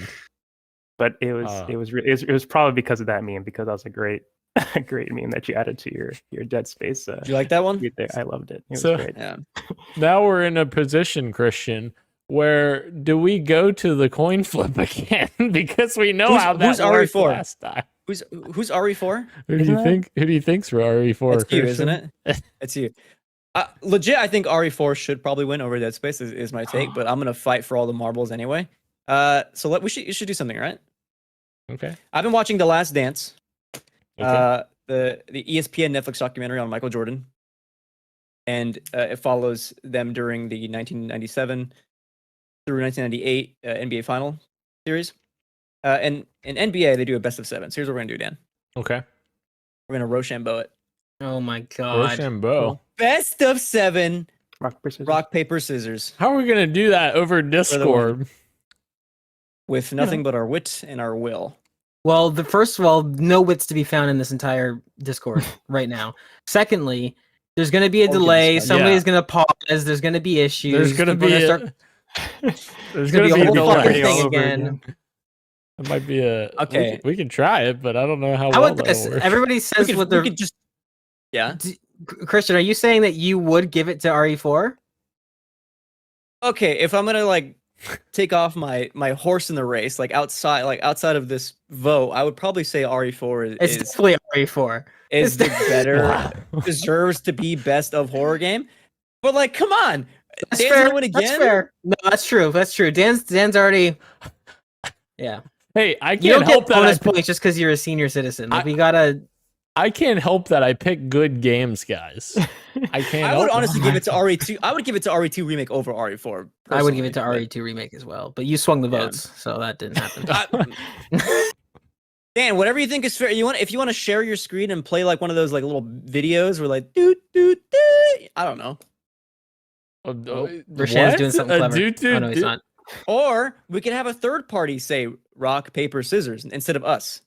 It's Gage saying it, Okay, which I would like put us that. on the same. Yeah, we I'm can try. involved. We can try. Is right, it ready? just one? So let's do a test. I'm not gonna do any. I'll just do my pen. As Ready? Rock, paper, scissors. Oh, God. That didn't work. I'll close my eyes. I'll close my eyes. Okay, we'll tell you Well, when yeah, to open your 'cause eyes, that's- I guess. Okay. How about Okay. Yeah, I guess that makes sense. I'll just turn around. Chris is peeking. No, I'm not. Hold on. Just turn This is the around. stupidest fucking thing. Turn around and then Oh, have no. one of them tell us which one to pick. Do you guys both have a whiteboard? I do. Yeah. Yeah, No, I can use my. Why? No, I I have don't actually multiple. get whiteboards. I was fucking joking. No, you could write your pick and then we both reveal, right? Oh, that's true. Okay, there you Yeah, go. That's a good well, idea, Gage. You know, you have them occasionally. Yeah, apparently every now and again. Christian's already blindfolded. We can't do this. All right. I'm ready to go. Okay, ready as wait. I thought we were writing it down. I just wrote mine down. Dan, just write it down. Let him have a special moment. Okay, all right. Ready? Yeah. In the Rock, paper, scissors, shoot. Okay, Oh. Dan, you show wait. us. Your... Oh, wait. I'm no, showing other the wrong camera. camera. Sorry. Rock always Okay. wins, is what I put. So, Okay, you both did You- rock then. Okay, you both did rock. Of course, that would happen. shit. All right. Well, let me change. Dude, Christian looks like a Hallmark vigilante right He now. looks like Daredevil when he first Yeah, he does. became. Yeah, This. Okay. incredible. Dude, I'm actually kind of getting attracted to Christian right now, dude. Dude, look at those shoulders. I'm Daredevil. My ass remains unwhooped. All Did you right, write yours down, Dan? I've got it. Okay. Okay. Rock, paper, scissors, shoot. Oh, there. Dan? Oh, he did paper this time, so Dan won. Dan All right, that's won. one for Dan. Okay. We're doing 7 of these? Oh, No, Jesus. it's best of where's my mic? Best of Use it. 7. So first to 4. I'm so sorry to podcast listeners everywhere, because this is My yeah. There goodness. you go. Okay. All right. Best of 7. Jesus fucking Christ. Rock, paper, scissors, shoot. Oh, no, we can't do it like that. What is that? Go. Give me the tempo. Give me the tempo. Okay, okay. Rock, Christian- paper, scissors, go. Christian, it doesn't even matter. I have it written down. But he didn't see it. Only Yeah, me and just Gage pick saw Okay, it. one. what is it, Dan? What is it? Rock. Yeah, you can pick anything. Yeah, it's Just rock. Okay, Pick so yours. it's, Yeah. Rock, paper, both rock. scissors, shoot. Is it rock? Are you choosing rock? no, Dan chose rock. Is Christian also choosing rock? Yeah, look at him. He's fucking standing there like Okay. This is a disaster. Christian. Oh my good lord. Ready to go again? Yeah. Yeah, here we go again. Fucking Bill. I don't Rock, even know what's happening. Oh Scissors, shoot. Yeah, you're Both both of you scissors. scissors again. Oh my god, this is painful. You know what? I Give it- give up. Dead Space It's not can that win. bad. No. Dead Why don't you Space just can keep win. going? Literally, just keep going. Just keep going. All right. Rock, paper, scissors, shoot. Okay. Okay, Dan won Dan's again. got another point. Only right. 16 more to go. Ooh. Let's go. Lord. Rock, paper, scissors, shoot. Okay, Christian Christian, you wins. won that one. Yeah. Let's go. Let's go. So it's 2-1. Rock. Yeah. Rock, paper, scissors, shoot. All right, Dan, Dan won gets that another one. one. Let me just do up a score 3-1. sheet real quick. Ooh, 3-1, 3-1. Oh, I gotta win three in a row. I gotta win 3 in a row. God. All right. Rock, paper, scissors, shoot. Christian, you won that one. Yeah. 2-2.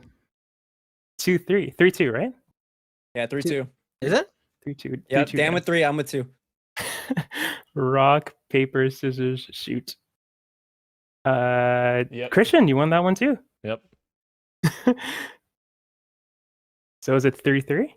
3-3. Oh boy. Right here. Rock, paper, scissors, shoot. You Oh, both chose we're paper. both paper. I thought I was Ooh, gonna my get heart, you with my the heart. 3 times. Let's go. Okay. This is it. Rock, paper, scissors, shoot. Okay, Christian chose. Oh, sorry, Christian. Christian, you lost it. You chose rock. Oh, You chose rock. hard fought. Hard God. fought. That ended up being really, really tight. I'm glad we continued Oh, with so it. tight. Oh I got god. adrenaline because of this. But ultimately, Dan has won again. I can't believe this. Like, you guys were supposed to team up on me. And then I'm looking at the polls. 29% voted for Resident Evil 2 remake and 35. You guys were supposed to combine your votes. What happened? You were I don't supposed to know. take me down. I don't know. Whatever. This proved to be harder than I thought. You have to go another month with Dan thinking he's king shit again. God damn it.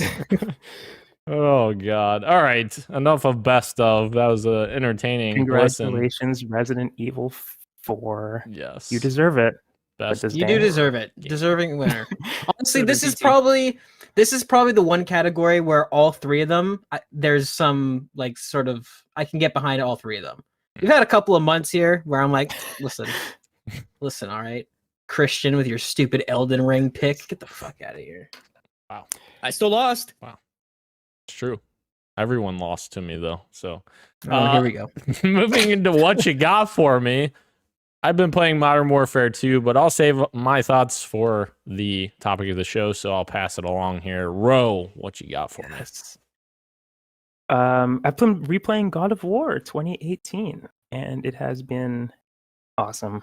It's been long enough that I've forgotten some things, but not so long that I don't know when a super hype moment's about to come, and I'm getting excited. It's like, oh boy, we're getting to the dragon fight. Let's go!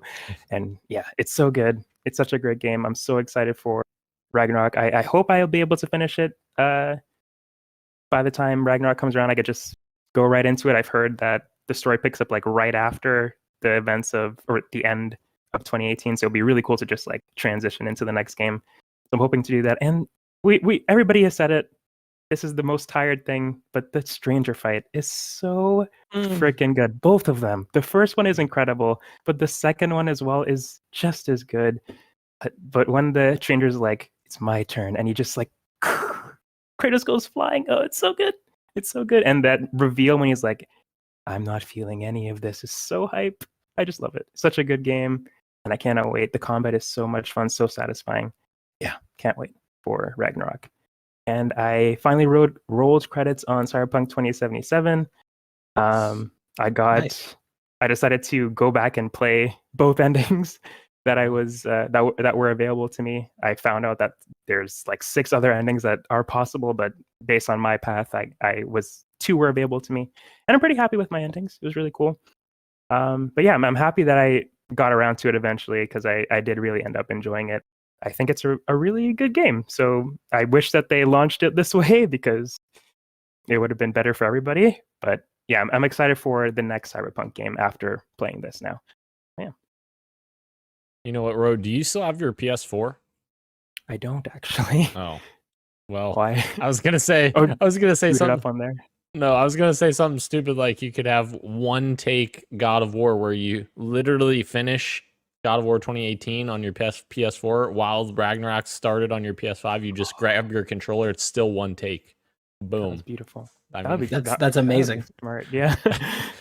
uh, Did we My- all? Oh, sorry. Oh, My desire is that God of War Ragnarok, if they do one take thing, they do the thing where like in Dead Space where all menus are or I guess like are on Kratos' body or whatever. And not contextual. like there, thank you. Contextual. Yeah.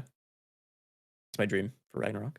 That'd be pretty cool. Really Were we all as shocked as me when we realized that Baldur was voiced by the wimpy guy from Saving Private Ryan? I had no idea. Oh, What? The No. wimpy guy had from no Saving idea. Private Ryan. Yeah, the guy that like is like the coward at the end. where he's like, You know what I'm talking about? he goes up against the Yeah, yeah. stairwell. Yeah. Oh, Baldur. Yeah. That's Baldur. I'm like, dude, this guy's fucking like. I didn't know that. That blew my mind. Mange. Oh, Yeah, that's cool. that blew my that's mind. cool. It's a deep cut there. Just all that just to say that yeah, you're absolutely right. Fucking the first Baldur fight scene is I don't give a shit. It's like the Dark Knight. Like, yeah, it's annoying, but it's still a good movie. You know what I mean? Like everybody's gonna say it. Sorry, it's good. It's I don't good. give a That's shit why if you're everybody's saying tired of, it. I don't give a shit if you're tired of hearing about the Baldur fight. It's fucking good. God. I know this is a tire thing as well, but yeah, that fight off a gummy. Like, Another no, level. legit. My friend had started it like a couple hours before when he's like, "Hey, trust me, just Just do it. hit up that Mary Jane and start the fight. Just trust me, play the first hour." And he did not do me wrong. It's incredible. And the sound, the score, everything. You know what I mean? Like it's just God of Yeah. War 2018 is a Top very notch. special game. He didn't do you wrong, but he did you right. Christian, what you got for me? Modern Warfare 2, but we'll get into that in talk of the show. Okay, Hell yeah. Gage, what you got for me? Modern that was Warfare weird. 2, but we'll get into that when Talia the show. but also, I rolled credits on Last of Us Part 1 remake, or Part 1, I guess it's just called. And just in case you're wondering, it's still a fucking amazing game. So really great. I actually surprisingly, it's funny with all this Gotham Knight stuff because I wasn't here to talk about it, but I was kind of like really disappointed with the performance options in that game. But I did play The Last of Us in quality mode because holy fuck, when the cutscene ends and the gameplay starts, you're literally playing as the same character model. It's absolutely insane. It rocks. It's insane. I would just stop the amount of time I spent in photo mode versus the actual amount of pictures I took is like such a huge gap. I would just stop the game and just look at things. But I do want to echo it's because I saw this on Twitter and I was like, really? That can't be true. But I had a shit ton of bugs with this. I don't know if you guys ran into this as well. I had an app like way more than I remember with the original game. Falling through the floor, like not being able to press prompts and continue the mission, having to like close the game and reopen it. I had 0. Really? No. Yeah, I usually don't have issues, but yeah, this game was pretty buggy. But like when it was playing properly, it was an incredible experience. So that was pretty cool. Interesting. Cool game, huh? Interesting. Cool. Pretty neat. No one has ever said that game is good Pretty before, neat. for us. No, I said that first. Underappreciated. Christian, Yeah, it's you underrated. said Yeah. it, Christian, you said it after me. Shut I up! said it Stop! first. Stop! All right, moving into the topic of the show before you guys kill each other. Modern Warfare 2 campaign impressions. Before we get to those, though, Ro, I apologize so much for you for this segment because you haven't It's played okay. Modern Warfare 2. It's okay. I when it's appropriate, I do have a question for you guys about How it, about though. right now? Tell us now. Sure. Yeah, I mean, as Dan hinted, Call of Duty never something that I'm really into. It's like I've tried them. First-person shooters aren't my thing usually. I do like stories in games, so if it's that good, then maybe I would play it. But is there anything that you guys could tell me to possibly sell me No. on? No, I didn't think so. Not on campaign. Yeah. Not No? on Okay. campaign. I would say to Ro, because I was actually thinking about this, because I was like, maybe Call of Duty can be the game that all four of us squad up in. Not yet, but I want to see how extensive the Spec Ops and the raids are, because that does sound Yes. like it could be up our alley. You can play that in third person or first person, and it's like PvE cooperative. The raids are supposed to be like Destiny raids where you have to do a bunch of like different missions in an open world map. That's So that could be something. And But I- as of right now, Dude.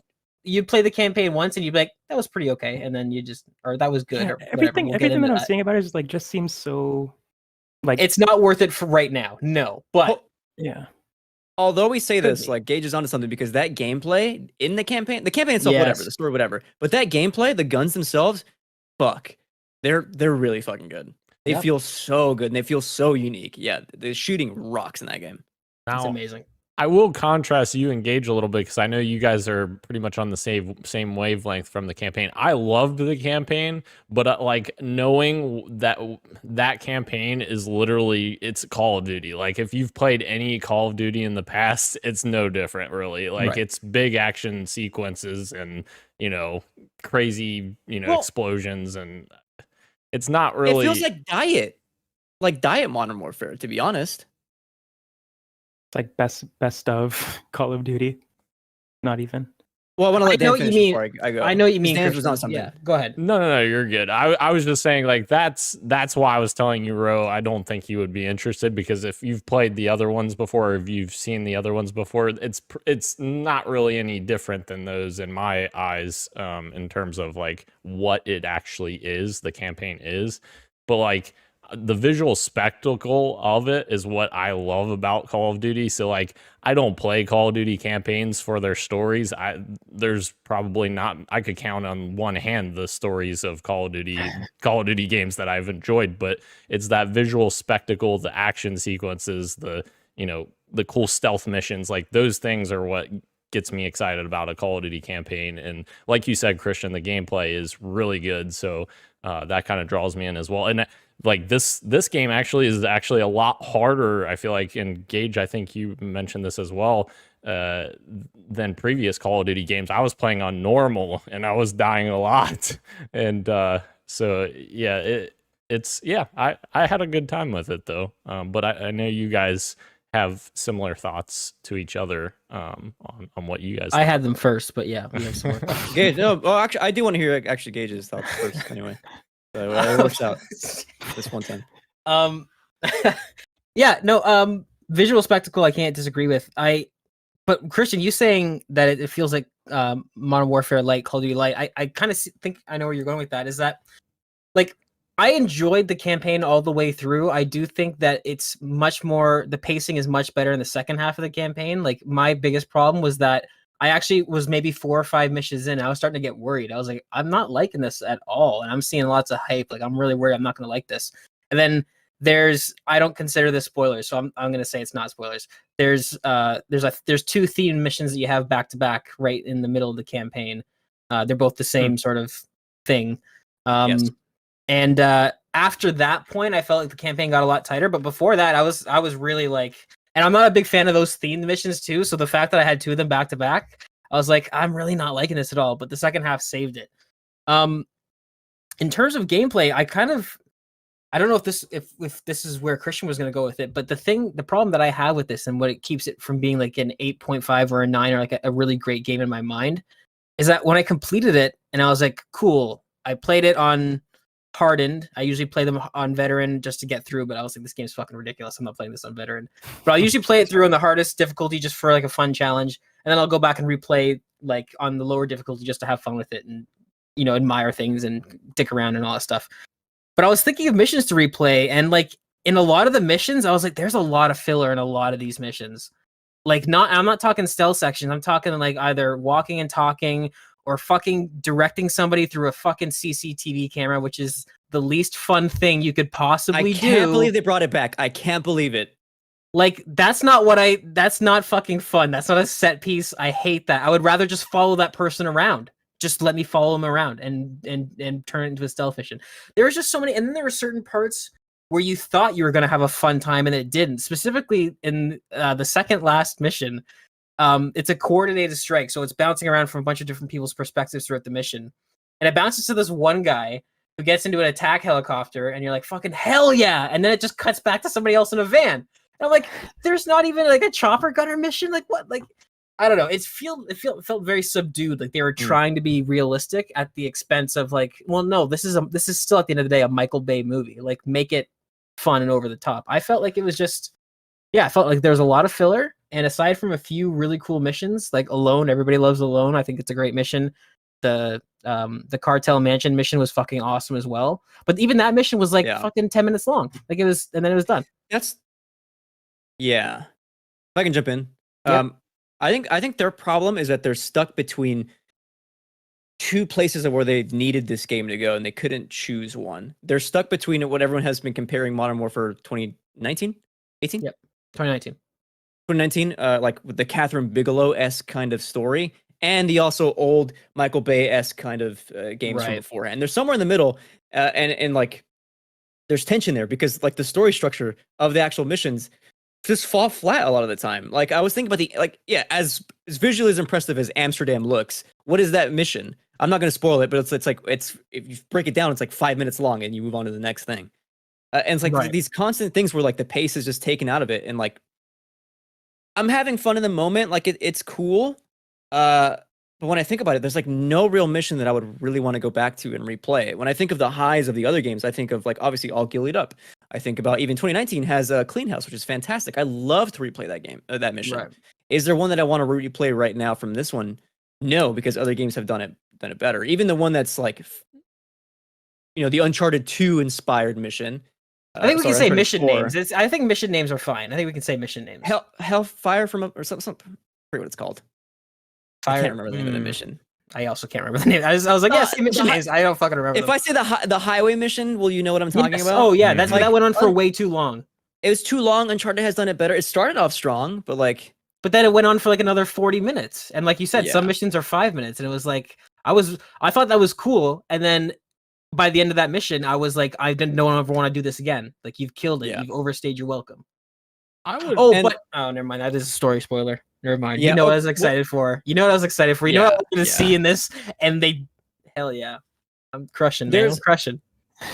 And to be honest, I could overlook these things if the narrative was strong. But my biggest complaint is that like they just don't nail it. Like I think it's a little bit messy. I think they don't understand the politics that they're going on for this, which is like it's a Call of Duty game. I can excuse a lot of things, but in this one, it's just like I don't know. At least in 2019, they were trying to meditate on certain kind of geopolitical stuff, and this is just like we're going to mention it and then just completely toss it aside for just like what should be a set piece, and then just isn't. I'm still having fun, kind of moment to moment. For the most part, it just falls flat for me. I specifically agree with you on that point because the first game, I think the difference is like I don't think the first game went necessarily deeper than this one, but it had a consistent theme where it was really about occupation and invasion, and that was about that was the fictional state Urzikstan where Farah's from. Like that was the main plot line, and that was the main political sort of like topic that they were kind of addressing throughout the entire game. So it kind of felt like you got enough of it and they understood enough of it. Whereas in this game, I think I've experienced the same thing you did, where they would touch on one thing and then move on, or somebody would make a comment about some sort of really important sort of political ideology or something like that, and then move on to the next thing. And it jumped around so much. And I think that the only time it started to get consistent, like I said in our group chat, was towards the end of the game. And then by the time it felt like I was like, okay, I'm kind of running with this plot line, the game was over. So it felt like it kind of jumped around a lot in the first half. And then when things did start to finally get consistent, it kind of fumbled. But I see what you mean about the 1 foot in one door and 1 foot in the other. And I think the best way to solve this and what they should try to do is have your realistic, gritty character writing, but stick to your Michael Bay sort of like global story beats. Like have your crazy World War III, like all that stuff, but have like because I did think the characters were much better written. Yes. Like I was somebody who was saying like guys, you are like characters. Yeah, you are misremembering Ghost from the original Modern Warfare. He was just a dude with a cool mask. That's it. Right? We all cried and thought it was the worst thing in the world. When you go back and replay it, you're like, oh, this guy he just is kind of witty and has a mask. That's it. Like he's no character. Whereas in this one, they kind of flesh like I was pleasantly surprised with the character writing in this, which is why it's so difficult. Have arcs. They do, and they have chemistry. Yeah, and so does they have to build, which was nice. That was cool. You got to see them introduced, and Alejandro has chemistry with fucking everyone, including me. I fucking love this man. I want to kiss him. Alejandro was by far the best character, dude. Him that was Rudy. I can't believe they did that. So this is why it's so Rodolfo. Rodolfo. This is why it's so hard to give it a number score, because certain things the campaign I think they really fumbled on, and certain things they fucking nailed beyond my expectation. I was not expecting that the game that was going to introduce Ghost, everyone's fan favorite, for them to introduce a completely original character who steals the show from all these. Like he is the standout. Like if you look at any reviews, everyone loves him. The fan base, like I go on this Call of Duty subreddit expecting to see the most toxic shit in the world. It's all Alejandro's stand posts. I was fucking surprised. So like shout out to Infinity Ward because what an amazing performance and character to introduce in a game that is remaking one of the most beloved game with the most established characters in a franchise. That was pretty cool. And there was a point where I was worried that they were going to do something. Well, that's not a spoiler, is it? Okay, I'm going to say It might this. be. Okay. Wait. I'm going to take the hot seat for Podcast PXN. If it's a small spoiler, it's Call of Duty. You know what I mean?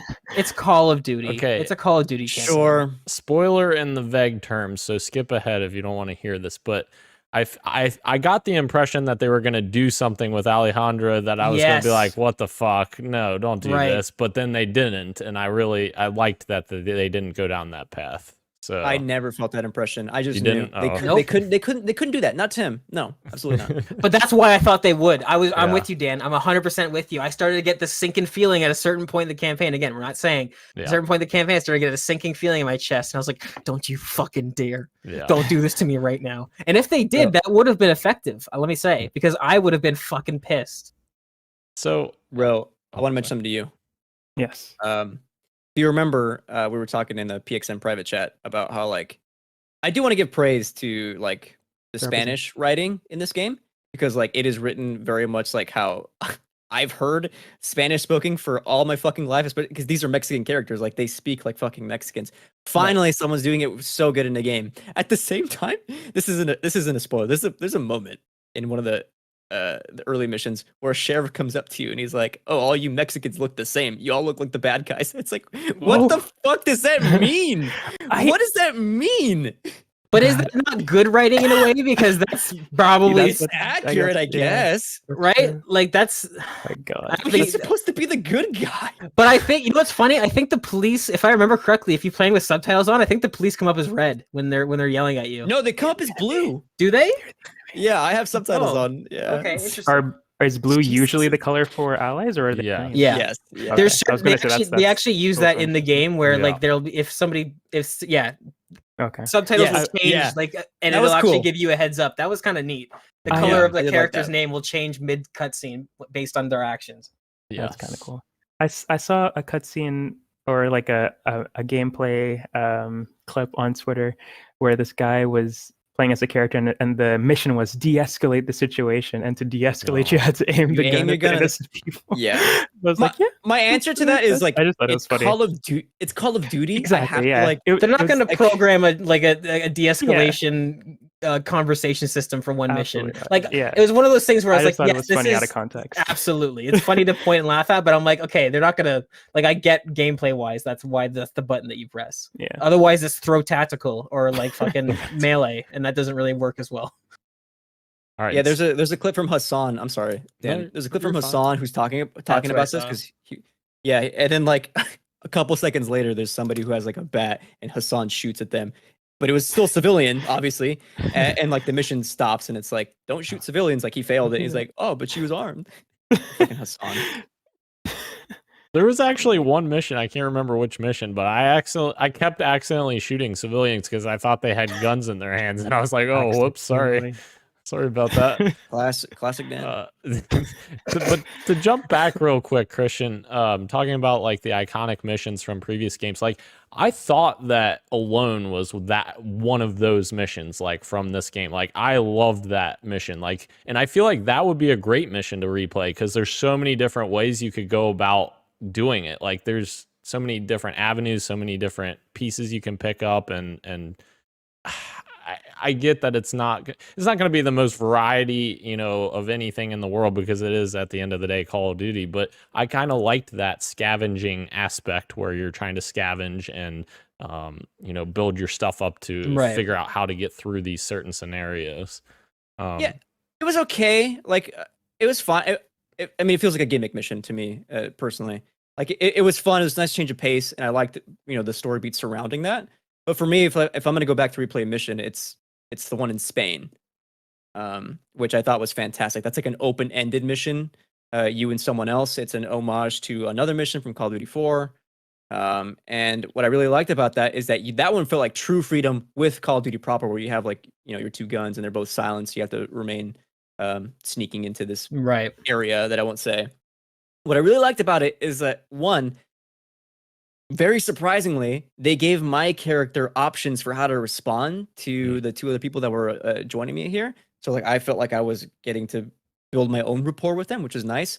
But also, you're able to dictate your own approach. You have a backpack, and in it you have different tacticals and lethals that you can pick and choose. And then when you get to like spots where you can like choose how to invade, you can either blow up a C4, you can sneak in and like get your little snake cam and see like where people are located. You can climb to the roof and shoot down, or you can open up a vent and then throw in like tear gas or something, and then they all start running out, and you know you start picking them apart that way.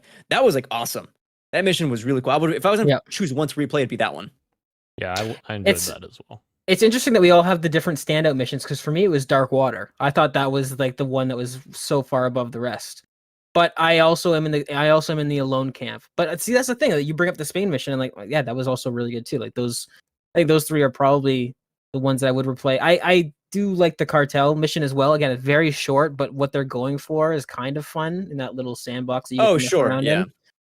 But like even that, like half of that mission is walking and talking, and you can't do anything. You know what I mean? Like it still feels like there's so much filler in this campaign, and I was surprised when I went to replay it that it did make me go through all of that with no option to skip. Like you have to, because it's not technically a cutscene, but you're also just kind of walking around being talked at.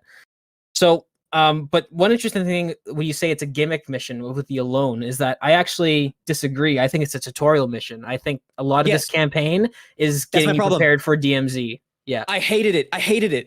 I fucking hated it. Why? They're like mission. I know. I picked up on that really early. I was like, okay, this is DMZ. This is what DMZ is gonna feel like. This is the looting, the cabinets, the toolboxes, the certain things. You know which ones you can open, which ones you can't. And I think we're getting a look at what the time to kill might look at with all the armored enemies, because that is so out of nowhere. And I was thinking about it. Everyone's complaining about, no matter what difficulty people are playing on, they're complaining about like why there's so many armored enemies. They take way too fucking long to kill. Blah blah blah. I'm like, this is like. This feels like this is like, okay, this is what it's gonna feel like in DMZ. This is what you can expect when you have a fully geared opponent running at you and you guys get into a firefight. Because I was thinking, I was like, this is not fun for campaign. This almost feels like this is another intention, and this has been done before. Most notably with DICE, there's a Battlefield 4 update where they added tracers to the guns. Like it was out of nowhere. Like guns had a really insane tracer effect. Everybody's like, what the fuck's going on? And then somebody found out that, or put the pieces together where it's like, oh, their next game is Battlefront. They're seeing how much visual intensity they can get away with on screen. Because that update came well after Battlefield 4's life cycle ended, and then it was removed like 2 months later. So I think this is them testing the water, seeing how people feel about certain mechanics. I mean, I get that, but like, just put that in its own game mode and balance afterwards. Like, don't put it in a campaign. Like, there's a boss fight mission where like you have to loot for certain things, and like, oh, you have to, this is what it's going to look like in Warzone and DMZ. There's a mission where you got to like find plates to plate up, and it's like, I get it, this is preparing you for Warzone and DMZ, but I will get enough of this when I learn in Warzone and DMZ. I don't really need this in my campaign. I will say they're going to teach you again. I'm sure they're going to teach you again. They're going to teach you again because they're going to make you free to play game. Right. They're going to make you do a tutorial match or something like that. I will say I agree with the armored enemies. I was like, you know what? I get it. I get what you're doing. I don't need this. This is especially on hardened, and I've heard people say regular is brutal too. Like it was just obnoxious and it slowed the pacing down way too much. But I did enjoy the looting. I did enjoy the crafting. I did enjoy the scavenging. I did enjoy all that stuff. So that part worked out well for me. But I totally see if you didn't enjoy that, how that would just felt like you just got a double dose of like unnecessary tutorial disguised as campaign missions, which is, yeah, I picked up on that really early. And can I just say that final mission, or not final mission, there's I think second to last mission, there's a boss fight that happens in it. Tell me that doesn't feel like that's like an open world Destiny event in that little sort of area where it's like you can see that sort of being. And also, this is my problem with the story. The writing takes a nosedive for that fucking section. Did you guys start hearing the taunts they were saying to each other? I was like, it was too much. It was way too much. I was like, they've totally just gone full Marvel. This was Zero Dark 30, and then now it's just like, oh, that was weird. That was like my other problem with the writing as well is like it felt to me like the overarching story was trying to sort of mimic the original Modern Warfare 2 in terms of like, I don't want to spoil anything, but like the overarching things that are happening, and like, certain things are going to happen because they happened in the original, and you're like, all right, maybe we should have changed this up a little bit more because like that was very expected. Like they had that scene where you're talking about, Gage, where the color changes, the subtitle, Right. and I was Right. like, okay, I already knew this was basically going to happen because it happened in Modern Warfare 2. So that's interesting. So yeah, it's almost like that.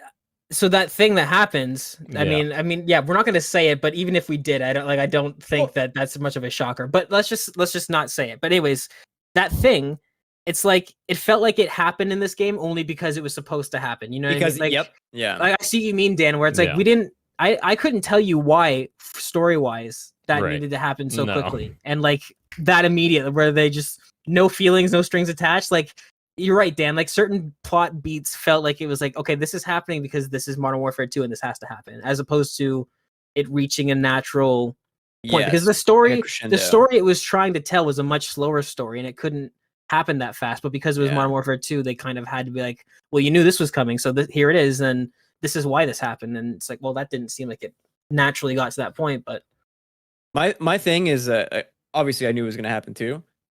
Like my excitement was to see how it would happen, and then just to echo Gage, exactly what he said is like it happens because happened. it's supposed to happen. It's like, okay, I guess, and then like a few missions later, we're ramping up to the conclusion, and just like I guess the fun is just starting. Like we're finally getting some cool global stuff, and then it just kind of ends. It's like, okay, well, you excited for Modern Warfare 3? I guess I don't know.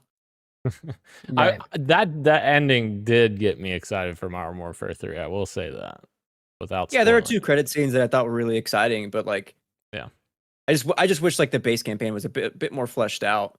Just I to almost make those beats hit home when they're supposed to. True. Right. It sucks though, because like I almost feel like to make the story more coherent, it would kind of get rid of Alejandro and his bit. But like that was kind of the best part. That's why it's such a mixed bag. It's Yeah. so strange because I'd almost think to myself like, okay, well, the start of this game should be Shadow Company in the Middle East in Farah's place, and like it's like they've been there for a while and things are starting to go sour, like you said, and then that whole game is sort of that plot line.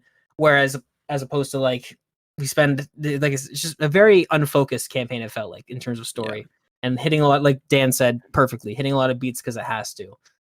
Which is unfortunate. Everything to do with Shadow Company and etc. That feels rushed and just like all over the place. Everything to do with Valeria, fuck, that shit is good.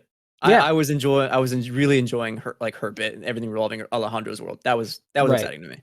It almost kind of feels like Daredevil season 2, where it's like half of it is focused on this one thing. You're like, okay, I'm kind of getting into this, and then it just stops, and that's now we're on to the next thing. And it's like, okay, I'm kind of getting into this now too, but what happened to the other thing? And now the game's over. Oh, okay, cool. Yeah. But I will say, similar to Dan, I am also I can't help but feel excited for the third one, almost in a way that it seems like hindsight has kind of given them this opportunity to change the story slightly, and we're going into what is hopefully the conclusion of this trilogy with all of these characters alive that we know and like. All of them are alive and all of them are developed.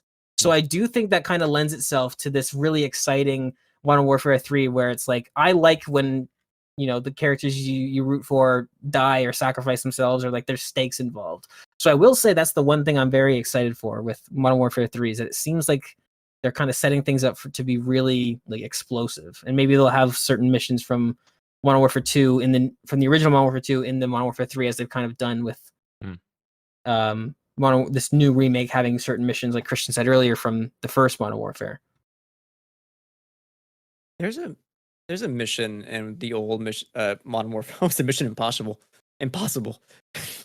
There's a mission in the old Modern Warfare trilogy. I think it was in 3. Where it starts and you're just like an astronaut in space fixing a satellite. Yes. That's 2. I think that is 2. Yeah, That is 2. Yeah. You look over and there's like a bright light. It's like it looks like a missile and it's going, and then it just blows up. It's a fucking EMP, and that like ends up exploding in like the air from that, or I guess like not air in space. What would that be?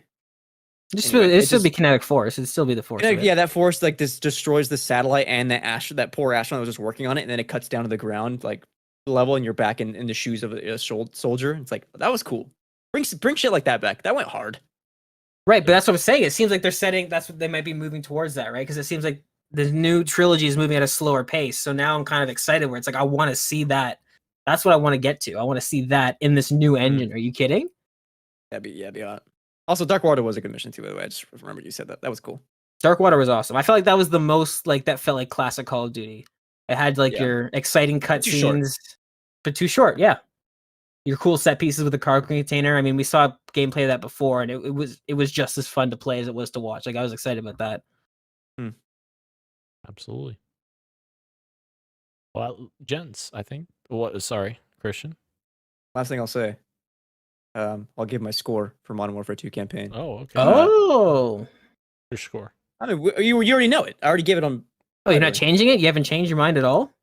Absolutely not. I think there's a lot to criticize thematically and narratively, but the gameplay is still very much fun. Those things are at odds with each other. The story structure kind of a little messy.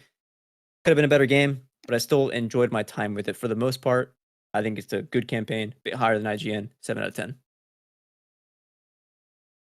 Do I go next? Yeah, go for it. You ready, Dan? Yeah, I'm ready for it. 6.5 out of 10. Wow. I'm going a little bit lower since our conversation. I was thinking about all the missions, and I was like, man, I really don't want to replay most of those. And it is a video game first, and gameplay is important. I love this story. I love I love some of the characters, but man, yeah, some of the gameplay is just not it for me. So 6.5. And this is going to be the opposite end of the spectrum because like I always go in with the mindset of a certain expectation of Call of Duty, and whether that's good or bad is another thing entirely. So I would be like an 8 or 8.5 for me. Honestly, I couldn't tell you exactly, but I thought it was a really good campaign. Personally, I thought it was had a lot of variety. I felt like every mission was different, with the exception of the one that had back-to-back missions that were the same. And I really liked that. It did have its set pieces that I thought were gorgeous, and visually the game is very good. But yeah, my gripes are with the story, and that story's a bit of a mess. But yeah, I don't know. Nice. But we're gonna give that means from PXN it's still getting around a 7.5, 7.75 somewhere in there. So it's still getting the PXN approve. Yeah, and we're gonna give the final word to Roshan on this because, like, you know, Ro, you just had to listen to us. So now it's Ro would like Valeria. What? I would like who? Valeria. Oh, maybe I will play this game. No, what I was going to say was it's really cool that you guys all had like very different opinions, still had like some consistencies, but like a 7, a 6.5, and an 8. Like that's cool to see that you guys are able to have a pretty good discussion about it and still, you know, be able to give it a number at the end of the day. I don't have anything to add, obviously, but Christian, it was a nice conversation. Give us the final rating of Modern Warfare, the final official rating. Didn't you already give it? What's the aggregate? No. I want Roshan to pick. He's not played the game at all. Oh, just yeah, for our conversation. Ro, what is the score? I would say it sounds like it's a 7. Wow. I was hoping you'd just pick like a 3 or a 2 or it's completely left 5. field. Yeah, 5. One I've listened to all of you and I've decided it is a 5. Sounds like it's a good Call of Duty game.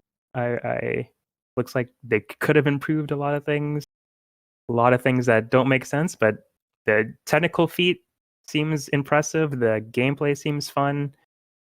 Story seems to be hit or miss, but that depends on who you ask. I would say it's a solid 7 based on what I've heard. And it's also not my final score because multiplayer is not live yet. True. Open Critic. Critic. Hopefully they update that. Yeah. Which is a great point because I think all of our scores would go up a little bit, right? Like mine would absolutely go up if I was including multiplayer and Spec Ops. The beta alone was fun, man. Yeah, beta was great. Well, guys, Judge Warner has spoken, and it is a 7 out of 10 for Podcast PXN. Thank you for the campaign. For campaign, sorry. Yeah. Thank you again to everyone joining us live on YouTube and Twitch, as well as podcast services everywhere, including Apple Podcasts, Google Podcasts, Spotify, Stitcher, and everywhere else you get your podcasts. Thank you, Ro, Christian, and Gage. I am Daniel, and this has been Podcast PXN, and we are out. Much love, and keep on gaming. Hell yeah. Oh.